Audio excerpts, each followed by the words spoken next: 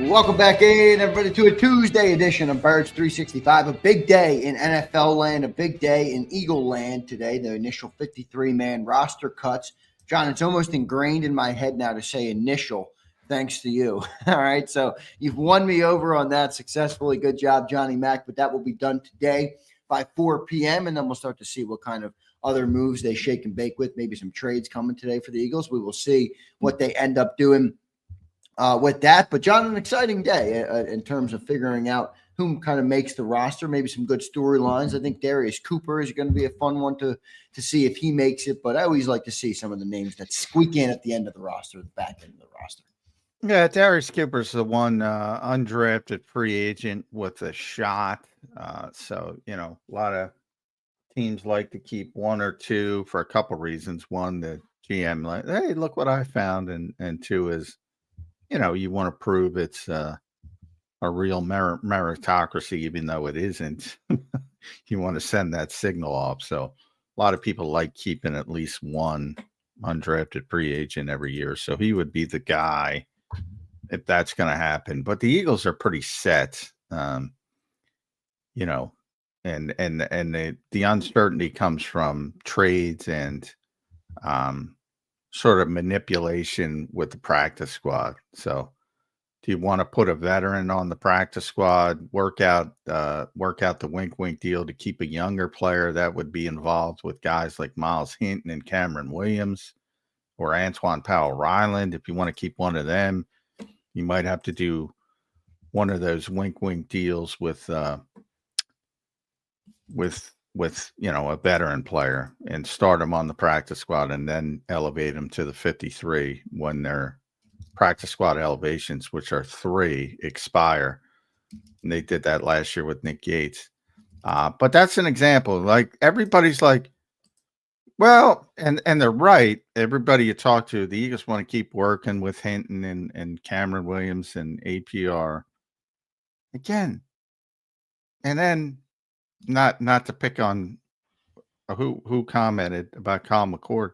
And you give up on the quarterback. I don't get it. It's like the inverse of when we talk about player ratings and, well, he's a quarterback. He won the Super Bowl. Jalen Hurts was 19th. So congratulations. That list on the NFL, wherever it comes from, NFL.com or NFL media. The importance of the quarterback. And then when you get to the lower level, oh, he stinks. Get rid of him. It's weird to me. But you got to work with Cam Williams. You got to work with Antoine Powell-Ryland. But get rid of the quarterback. It's funny to me.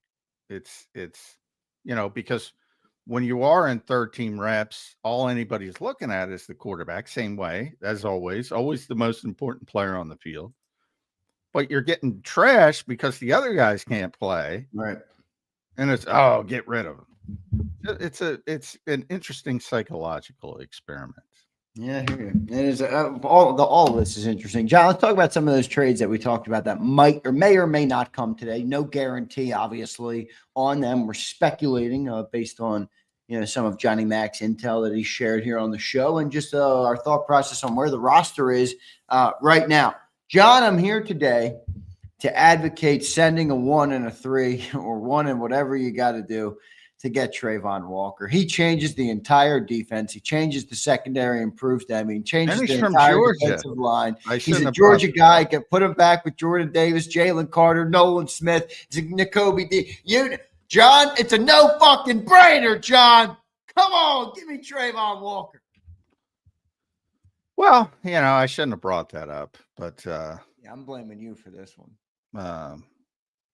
There is rumors that Jacksonville will field offers, at least, or there has been this offseason. They're not in a position to win. They change their regime every 6 minutes. Doug Peterson's out. Yep. Liam Cohen's in, so he's got no loyalty to a player that was drafted, even one who was drafted number 1 overall. So, they're not in a position. And it's like, well, if they can get, high level draft compensation, they might go in that direction. It's just speculation more than anything else. But, the chatter about the Eagles trying to acquire an edge rusher is not speculation. That's happening. Then you try to say, all right, who can they get? And that to me would be the biggest splash.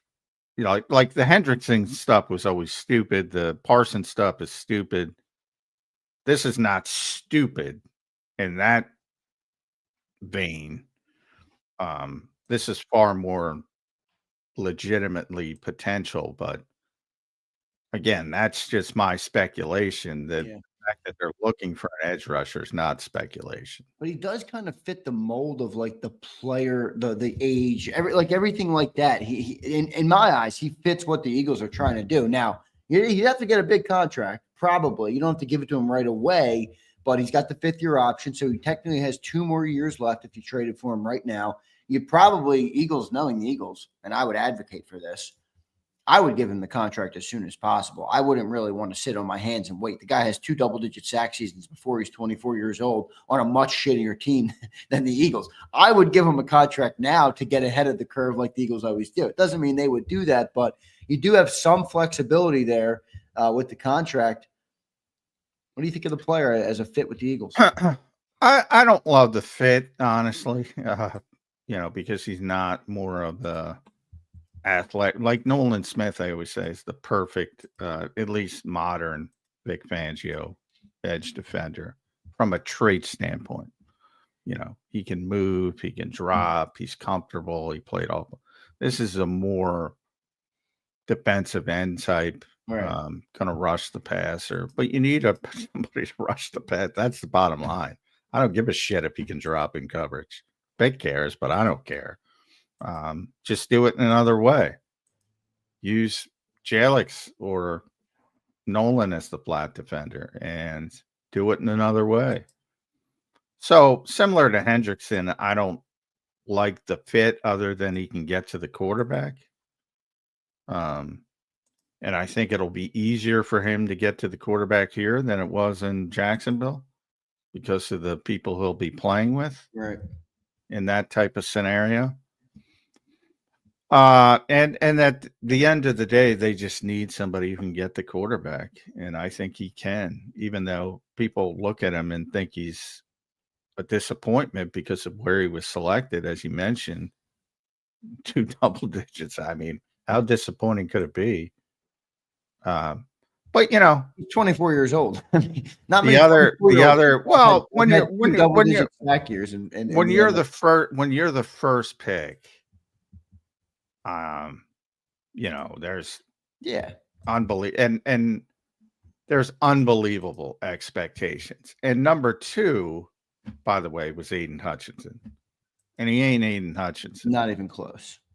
So but like you always say to me, like, he's the number 1 overall pick to the Jaguars. He wouldn't be the number 1 overall pick to the Eagles. So our expectations would be a little bit I think you're right at large on the player.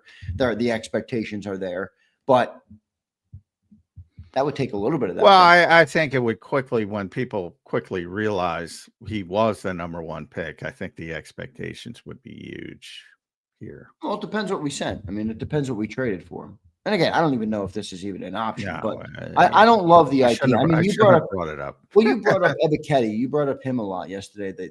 He's more of a fit. I will say that just doesn't do it for me. Like that, I don't think that's going to change I don't think that's going to make your defense that much better. Might bring. Well, I think it makes it better. But no, I mean, well, that's the exact thing. He's the. What was he? He was the 38th overall pick. That's the. Is he better than what you have? Absolutely. So to me, that's far more logical. And plus, he's more of he's not 270, he's 250, and he can drop and he can do those things. And he's got 34-inch arms, which is rare for a guy his height. So he's got that weird Moro Ajomo-like length at his size. To me, he's the perfect fit for what the Eagles are looking for. And it's, and they drafted two pass rushers. That's So. what I mean. Who'd they draft? Jalen Walker and James Pierce, right? Yes. And they did it back to back. So they carpet bombed it. And those guys are going to play, and they might not deserve to play, but so maybe they're willing to give up on Ebiketie, who's been a pretty good player, situational player. Not a lot of people are paying attention to Atlanta, obviously, in Philadelphia, but he's been a pretty good player. I think that trade would be a home run if they could pull that off. How much? What would he become? That would put. What do you think that put Jalix to the bench, and Ebiketie would become your second? Yeah. 6'2", 250. Perfect. Long arms. Arm length is key, man. Typically 6'2" guys don't have 34-inch arms. He's got the long, freaky arms. How tall is Nolan Smith? 6'2"-ish. Same thing. He's in the same. He's a little bit lighter, but yeah, John, you see, this is where I don't get you sometimes. You always talk about it. They got a lot of small edge rushers. Well, I mean, if I were playing the Eagles, I would try to pound the football, but hey, people don't do it. I'm talking, like, again, there's what I want and there's what Vic wants. And what Vic wants is more important than what I want. And he likes what he likes. Right. And he likes guys who can drop and are comfortable in space. Nolan's listed as 6'2" and 238. And he's got 30, as an example, he's got 32 and 5/8 inch arms, which is more normal for a 6'2" guy. Ebiketie's got 34 and like an eighth, this is minute, but long arms are big for a pass rusher. Big. Now Nolan overcomes it because he's a athletic freak. He ran under a 4.4. He's got a 41.5 vertical, so he just gets on top of people, and they have a difficult time dealing with his athleticism. But similar to Micah Parsons, not to that level. Calm down, but similar. He's just, he doesn't have the traditional edge rusher traits, but he's so athletic he can overcome it. But yeah, I'd like the Ebiketie fit for Vic. Now me, I'd rather have Travon Walker. What would you be willing to give up for Travon Walker, all things considered? The contract, the money, the fit with the team, where the Eagles are right now? I try to give up a player, and you keep it at a second-round pick if at all possible. But I wouldn't be opposed, being the Philadelphia Eagles, of giving up my first-round pick because I know where it's going to be. Right. Like, I don't care about the 28th pick in the draft. No offense. I mean, people are fired up about the 31st pick, and that's a little bit of circumstance because if he's healthy, it probably will work out better than it should.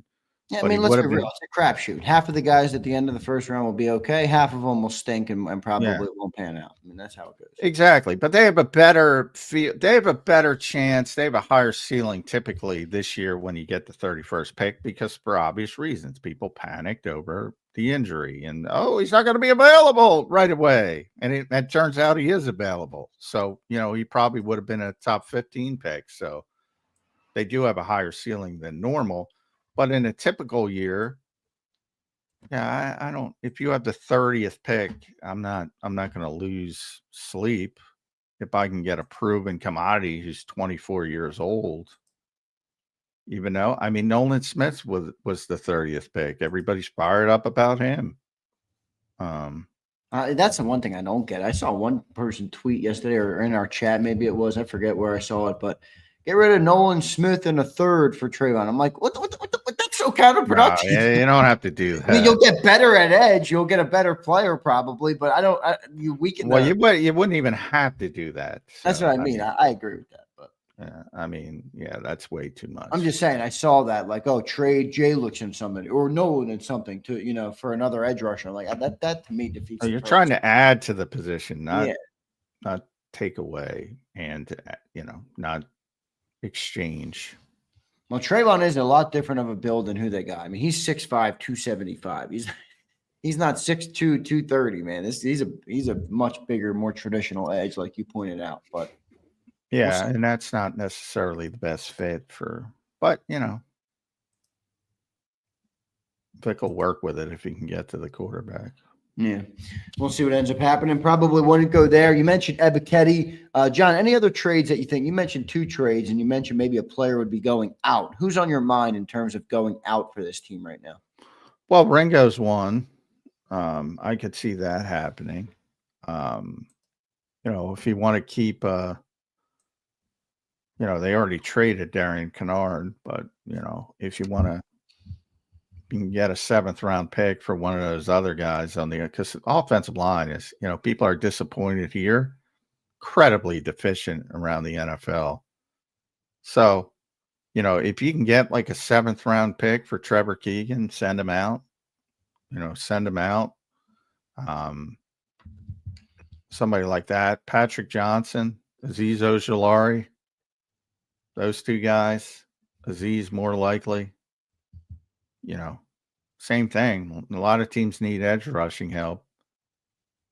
And then corner. That's why I wouldn't, when you say Eli Ricks is getting waived, he is, but there's still a chance that somebody offers him something to if they think he's going to clear waivers.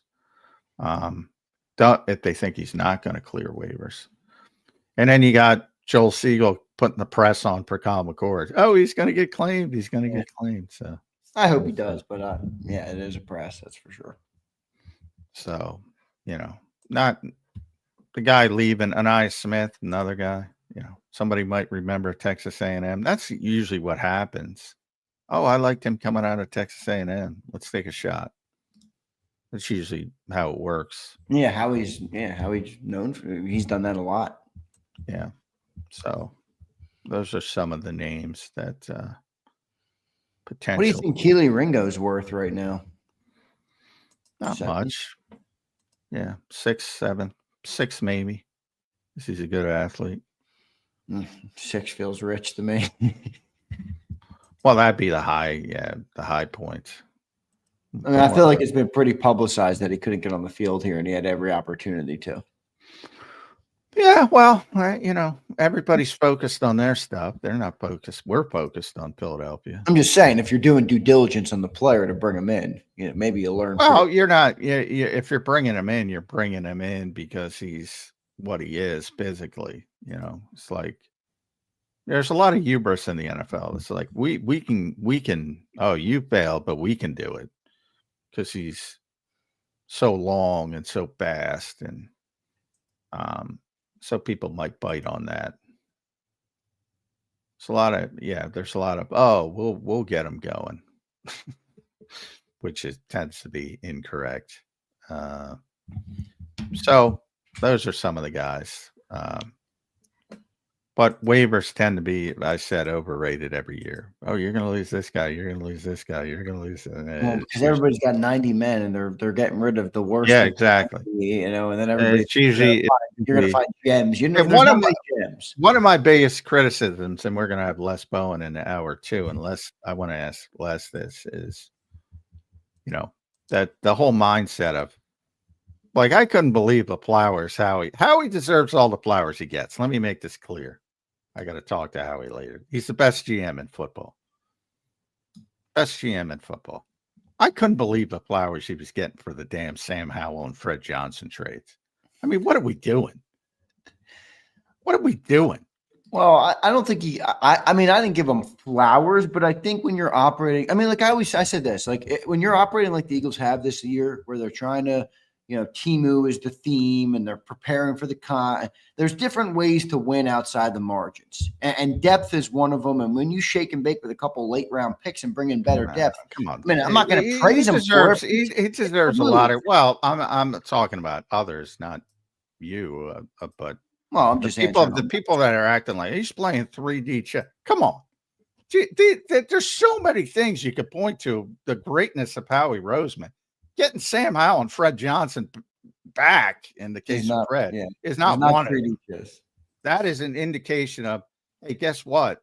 My 90-man roster wasn't as good as it usually was because I don't want to work with any of these guys, or any of these guys are not ready. Do you think he came into the offseason or when they decided that this was their approach, and that might have been a while ago? Do you think they always knew that they would be making more moves in August, because they didn't sign 3 players to bigger deals, they signed 12. So I think with that, all right, more are going to fail. That's why we signed so many of them. Like I think he might have known he was going to be shaking and baking late in August. I think I wrote about this on SI. I think he's in people's heads to a good level. Like they're like, oh, what a wonderful, but no. Well, part of it is more GMs are willing to trade, and he likes to trade. Honestly, that's part of it. He likes to do shit. He likes to make moves. Part of it, at the end of the day, that's the biggest part of it. He just likes it. And we're talking about non-needle moving moves, as I pointed out. You're not going to notice much of a difference if you would have stuck with Matt Pryor at your backup left tackle than Fred Johnson. You're not going to have much of a difference, other than you're losing developmental time with Kyle McCord once Tanner McKee comes back, which should be before week 4. You're not going to see much of a difference. So I think he's just in people's heads, and it's like, oh, wow. Yeah, it's not wow. It's just shuffling deck chairs. Shuffling deck chairs is what it is. Yeah, but when you have more deck chairs out there, you might know, okay, not as many of these are going to work, or more of these are going to need to be moved than normal. They got increment. They got 12 Timu guys last season. They got slightly better. They got slightly better at swing tackle and third string quarterback, and an immediate, the immediate part and the immediacy part of it,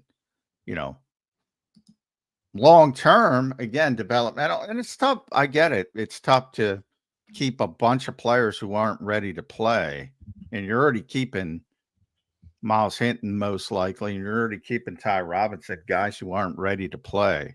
So can you really keep those two plus Cam Williams plus Kyle McCord? Probably not. So I get it. I'm not even disputing it. I'm just disputing, like, there are plenty of reasons to give Howie Roseman his flowers. These moves are not one of those reasons. Let's go to super chat here. Philly Lock checked him with $5. He forgot to put the comment, but he got the comment here. Philly Lock, thanks for the super chat, brother. He says, sorry, fellas, late, but good morning. Has Bennett locked down defensive back number 2? Nope. No. Not he. I don't expect him to start early in the season. I expect Adoree Jackson to start against Dallas. I mean, it's still possible. I would say 90% Adoree, but long term during the season, some point, I don't know when it's going to happen. I do think Bennett's going to be the starter opposite Quinyon long term. Yeah, well, we'll see with Adoree Jackson in there and presumably Bennett, coming up the tailpipe. We'll see what ends up happening with it. Philly Lock, thanks for the super chat, brother. I appreciate it. Greg Smith checks in, John, and he talks about Ebiketie. He said, Ebiketie has some serious pass rush juice. I looked at the All-22 after hearing John mention him yesterday.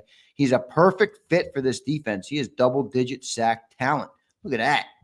Yeah, he's a good player. I think he had 12 sacks over the last 2 years. What would you have to trade for him? Something pretty significant. Maybe a conditional 4 that can turn into a 3. But yeah, he's a pretty good player. And I think he would be, like, if they get him, that's like meaningful. There's a lot, like I just talked about, those trades are not meaningful. Let's be honest. If we want to be honest, they're not that meaningful. This would be a meaningful trade. But Bennett's a meaningful trade. But people don't see it that way. Because he hasn't necessarily shown that he's going to make a big impact on the team. But I get what you're saying from a sense that they think he's going to long term, but he hasn't shown it yet. Well, no, I mean, that's here. He hasn't shown it, certainly, but they believe in the player, and it's meaningful from that standpoint. He just got here. I mean, I think they made that trade August 5th. I mean, what do people want?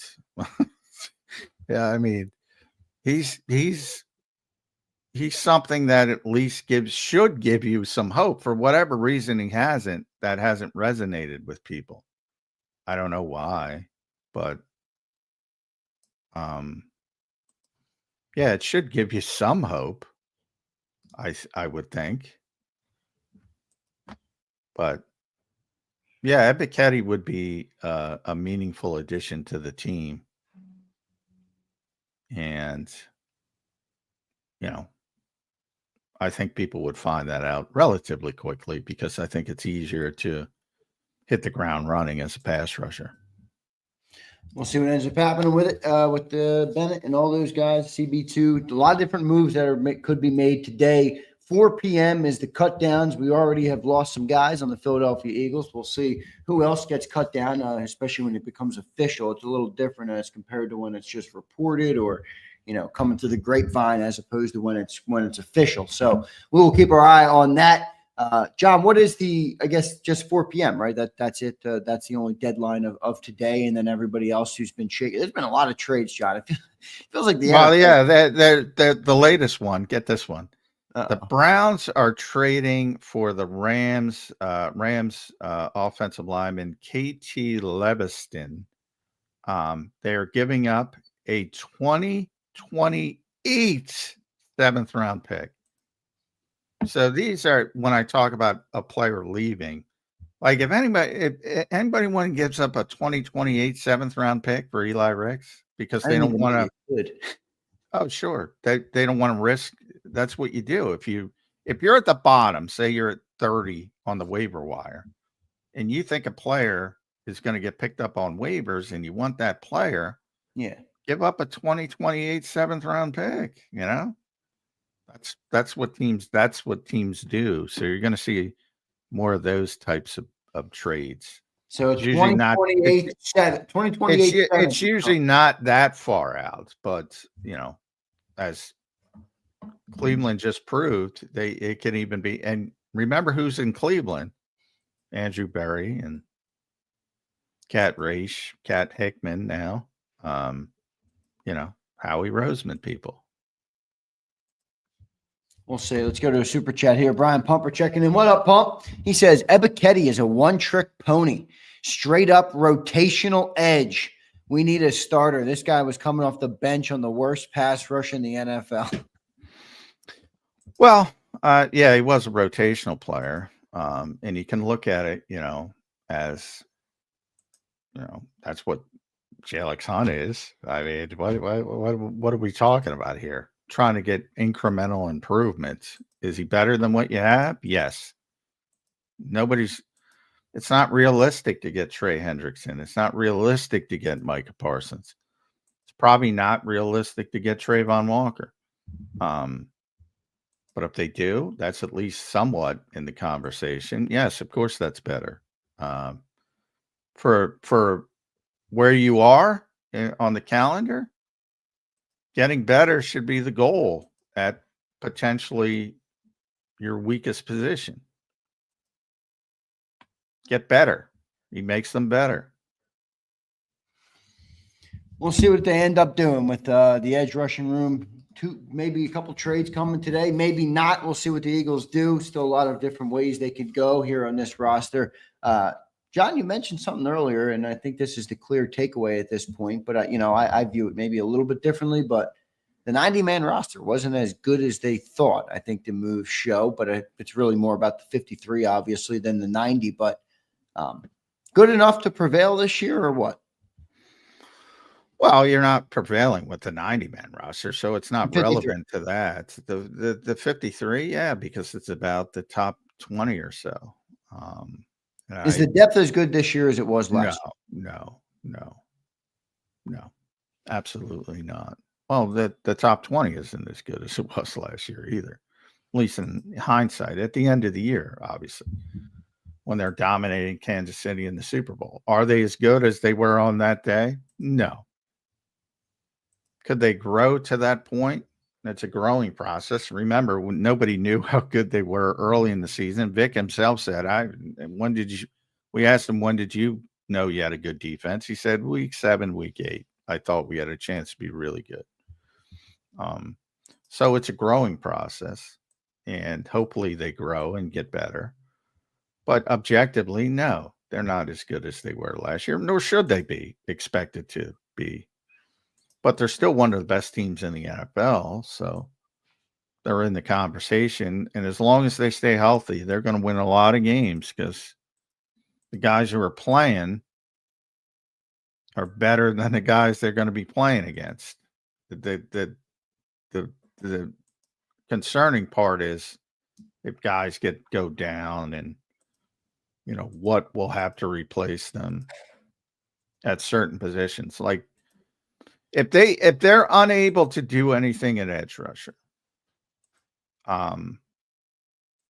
think about if you lose Nolan, forget about a season-ending injury. Think about if you lose Nolan Smith or Jalix Hunt for even 4 or 5 game stretch. Think about how ugly that could look.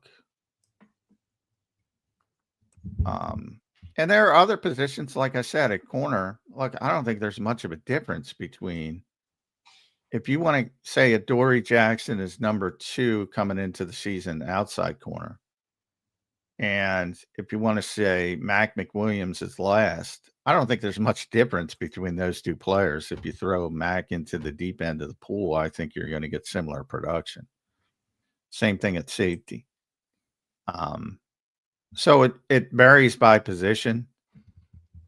But there are certain obvious issues that if injuries crop up at edge, if injuries crop up on the offensive line, more because of who's the offensive line. They have all pros with Jordan, Lane, and Landon, and then Pro Bowl level and Cam. Those are just really good players. Same thing in receivers, just Right. really good players. But if everybody's healthy, they're going to be just fine. We'll see. Matt NG says, who do you think has the biggest ceiling at cornerback 2? Good question. Ceiling? I mean, by right? definition, ceiling would be certainly because they've probably Ringo, but they've given up on Ringo. So Bennett, just pure ceiling. Obviously, Ringo's probably going to need a change of scenery, but yeah. So if you're taking him out of the equation, Bennett, definitely. Vulnerable Vitality checks in $10 super chat. Thank you, Vitality. Appreciate it, brother. How's your 53-man roster prediction holding up, JMac? Well, my official published one, this is probably not meaningful to the fans, but my official published one, not well, because they made a bunch of trades, but that's everybody. For some reason, and I disagreed with this. We held it off in the beat reporter contest. We held it off till Sunday at midnight, which is way too long because then you're getting mulligans with Howell and Fred and Darian Kennard. Now, here's what happened to me. At about 8, I literally, I was typing the email, EJ. So the way it goes, EJ Smith won it last year. The way it goes is the reigning champion handles it. That's part of the joy of winning. You got to handle it the next year. And you got to do all the minutia to get it ready and grade the papers, so to speak, and all that. So it was about 8:30 at night or whatever. It was 5 minutes before the Darian Kennard trade broke, whatever time that was. And I'd been working all day. I got frustrated. My wife was frustrated with me. And I said, all right, fuck this. Howie's got to be done. I'm going to send it off. And I say, I hope Howie doesn't fuck me. And Howie fucked me. I looked down at my phone and he traded Darian Kennard. 5 minutes later, right? Yeah. Well, literally, no. I sent the email and I looked at my phone and it was done while I was That's exactly how it happened. So I had Darren Kennard as my 10th offensive lineman, and that will screw me. And other people who waited until 11:50 will have the big advantage. So I'm not going to win. But anyway, that's inside baseball. But who cares? Doesn't really matter other than vanity between the Well, big and yeah, I want to win. Don't get me wrong, but I kind of mentally I kind of checked out. I go, that's to me this year would have been exciting from the standpoint of there were going to be so many moving parts, and there has been, and the winner would have probably gotten 46 or 47 instead of 52. And I think that would have been more exciting. I would have done it like 7 a.m. after the Jets game, but I wasn't in charge of it. So, anyway, yeah, I'm not going to win. We'll see what ends up happening with it. Johnny Mac, good stuff, man. 53-man rosters. We'll see. Initial today. I think we're going to have some surprises today. I don't know. Tommy DeVito got cut if you want him on waivers. No, I'm good on him. I'm good on him, I think, John. I'm good on DeVito. Let's go to another super chat. Philly Lock checks in. What's up, Philly Lock? I don't know. Did you send that twice or is that just on my end? I got twice here. I know it's once. Rewatched the last preseason game and was highly impressed with Montrell Johnson. Yeah, John talked about him after the game. Yeah, he's going to be on the practice squad, but he's, getting waived, obviously. The Eagles are very deep at running back with Saquon, Will Shipley, A.J. Dillon. And they'll probably keep Ben as a fullback. So, I mean, they want to keep working with him. I don't think he'll get claimed on waivers. But, yeah, when you look at their deeper backup running backs, he was by far the most gifted, the highest ceiling. And I expect him to be back on the practice squad. Yeah, I kind of liked him. I don't know how many. I guess they're going to keep probably the three. I saw. We talked about this yesterday. That one beat reporter had Dillon off the roster, probably because they could do a handshake deal and get him back. Maybe they do that. That would be interesting if they did that. But I could see. Yeah, but that would be related to a different position, not to keep another player somewhere else, basically. Yeah, exactly. We'll see if they'll do it. We'll see if they end up doing it. Good stuff, Philly Lock. Thank you for the super chats. Appreciate everybody for the super chats today. We do have Les Bowen coming up in about 5 or 6 minutes here on Birds 365. Looking forward to talking to Les, John. We haven't talked to Les in a little bit. It's been a while for him. I'm curious to see what he thinks of the Eagles off season. I don't know when the last time we talked to him was. Probably a couple of months ago. Yeah, I don't remember the last time, but it's always good to check in with Les. And Les been doing this for a long time, so I want to ask him some about all the love for Howie with the Sam Howell deal and the 3D chess for Fred Johnson getting back. And Fred, obviously they let leave, and I think that had more to do with the assumption that they were looking at, if you remember, they brought a bunch of offensive tackles in to look at during the pre-draft process. They thought they were going to get an offensive tackle to sort of start on that trajectory of ultimately replacing Lane Johnson. By the way, Lane keeps talking about retiring after this season. He did it again. So, I mean, they probably would have wanted to have that in place. They don't have it in place. So that was their mindset of letting Fred walk to Jacksonville, because they could have signed him to a 1-year veteran minimum deal. And they let him walk because they thought they were going to get a younger player to put in that position. And it didn't, the draft balls like it balls. And, right. There's other teams involved, so it always doesn't work out the way you think it's going to work out. Do you happen to have a list of the draft picks the Eagles have in the future? Because I do think they have a lot to trade if they did want to make a couple moves today. Oh, they have a shitload of picks next year still. I don't have it in front of them. A couple 4s, a couple 5s. I think they have. They got a bunch. They have a shitload. That's part of the reason why they can have so many trades already. I mean, Howie always trades in August. This is not normal. I mean, people forget they already got Bennett and Mechie. And then they made 3 trades this week. That's 5 trades. already. That's got to be a record. I haven't checked it. Has to be a record. 5 trades in August. Now, part of that is just that the other GMs are a new breed and more willing to do things, like Howie's mentality. So part of it is just that. Yeah, more people willing to do stuff. But the other part of it is Howie just likes moving and shaking. He has admitted he likes the trades. He likes doing It's that definitely stuff. a lot more prominent now. Like even these last couple of days, it's like the NFL, the notifications from all the NFL guys. Oh go yeah, it's all over the league because all the new era GMs are much more willing to move parts, much more willing than the old school guys. What'd you think of the Browns? The Browns traded Kenny Pickett yesterday. There's another one. I mean, Kenny and Sam are ironically set a record for getting traded so much during the first 4 years of their careers. Yeah. Because again, people are willing to do it. Well, Cleveland couldn't keep 4 quarterbacks. He got hurt. And they're able to get a 5th round pick for him.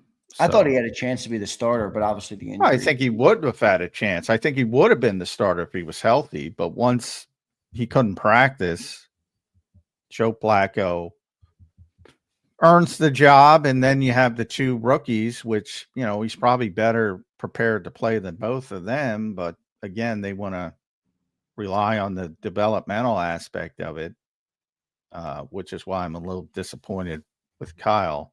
But I firmly believe that if Tanner McKee didn't hurt his thumb, that Kyle McCord would be here as the 3rd quarter. I firmly believe that. And that to me is un-Eagles like. Because all right, is a little bit of a gamble, yes, but and we'll see today at 4:00. But the Eagles have been very adamant about pushing back that Tanner's not starting on injured reserve. So, if he's not going to miss 4 games, so he's got to be back within that first 4 games by their own thought process. Like, I'd rather keep the developmental guy, but is there a slight risk because you don't want him playing? Yes, of course. There's a slight risk if you go out to practice every day. But Jalen Hurts is pretty stinking durable and pretty stinking smart. And he plays the game where he's not going to put his body at risk. I can't worry about that.